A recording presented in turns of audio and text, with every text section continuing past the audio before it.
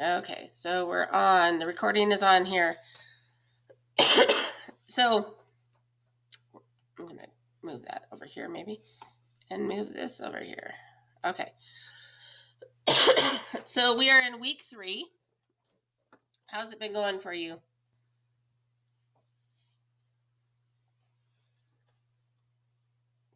I'm doing pretty good so far. Okay. Kaylin? It hasn't been too difficult.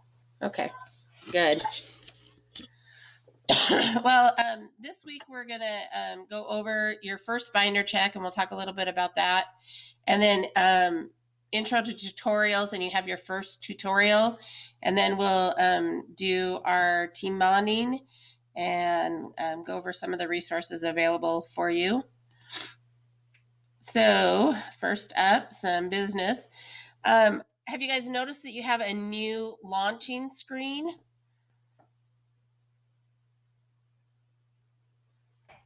I haven't noticed that at all. Okay. If you don't see it now, it should be coming very soon to you.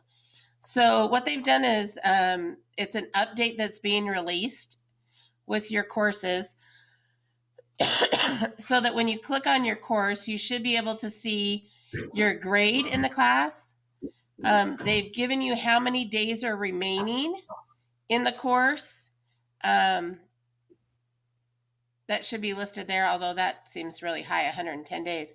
But you should be able to see like what your progress is in the class, what you've done so far for the week, how many assignments that you've submitted, and when you last submitted work in the class. So if you cannot see this right now, just know that it is in the works so that it will help you to keep better on track with your courses. I just haven't updated anything. Okay. Well, I'm not sure. It should be an automatic thing. Like once the courseware, once they release it, it should just automatic show up when you log in. You should be able to see this on your dashboard. You'll have your list of your classes off on the side. And then you should be, when you click on the class, it should have this, and then you launch your course up in the corner. So if it's not there yet, it's coming. Okay.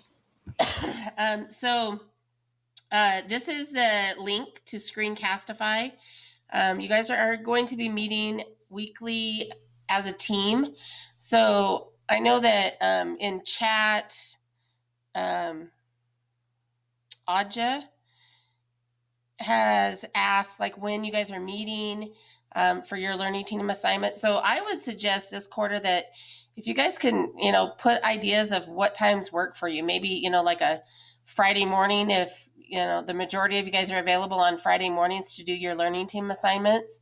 If you guys can just establish that, just like we have established Tuesdays at 1:00 as the live session meeting. If you guys will set up a time that the majority of you guys can be there, then it'll help you in completing your learning team assignments. So I'll send something out on the Google links. But when you do your learning team assignments, you're going to need to record those.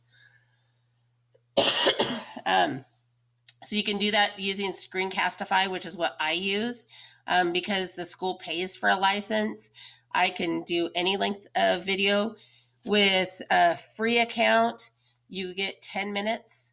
But if it shuts off, all you have to do is just start another video. And then you'll just send both links to me. And then that way I can look at it and give you guys credit for your learning team activities and assignments. This week, your binder check will occur. That happens in weeks 3, 6, and 9. So every time that we do a binder check, you've set up your binders. What I'm going to be looking for is, do you have your cover page for each course? Do you have your annual and quarterly goals form? It should be in your AVID folder. Did you put your contract in your AVID folder? And then have you updated your GPA calculator? And I'll go over that in the next slide. Do you have your course pace charts for each class, and have those been updated? And I'll give you some information on how to do that. I'm going to check and see if you have any coursework work in your course folder. So your English in your English, your math in your math.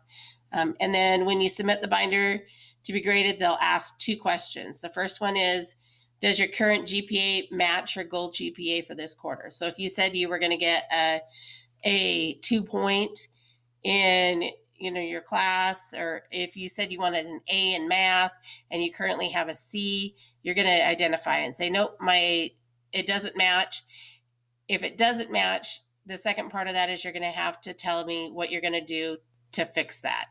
I've sent an email to my math teacher and asked for ways that I can raise my grade, or I, am 2 weeks behind, and that's why my grade doesn't match what it needs to be. Does that make sense? I'm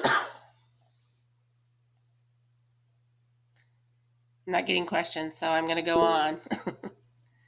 Okay, so as far as your grade point average calculator, where we're at, you did your initial, you gave us the name of your courses, and you said what your goal grade was. And then what you're going to do is you're going to go in to week 3 and you're going to put what your current grade is. And then that's what we're going to use to say, okay, well, I said I was going to have a 3.5. I currently have a 3.2. So no, I'm not where I need to be. This is how I'm going to fix that. Okay. As far as your pacing charts go, they're asking with the pacing charts that you indicate the date that you finish the class, or finish the lesson, sorry. That is a ton of work. I do not require you to do that. I just want you to mark your pacing chart in some way to tell me how many lessons you've done. So if you want to just highlight that, lessons 1 through 5, and highlight it and change it to yellow, and yellow out all of the classes or the lessons that you've already completed, that's perfectly fine. That's the easiest way to do it. You just go in, when you're getting ready to submit your binder to me, go into your pacing charts in each one of your classes, look and see in that class what lesson you're on, and just everything before that, block it out. Does that make sense?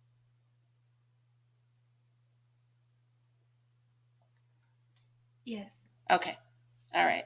That's the easiest way that we've found to do it, rather than recording individual dates as you do the lessons. If you want to do individual dates, go for it, but you're not required to do that. Just highlight it and indicate so that I know where you're at in that class.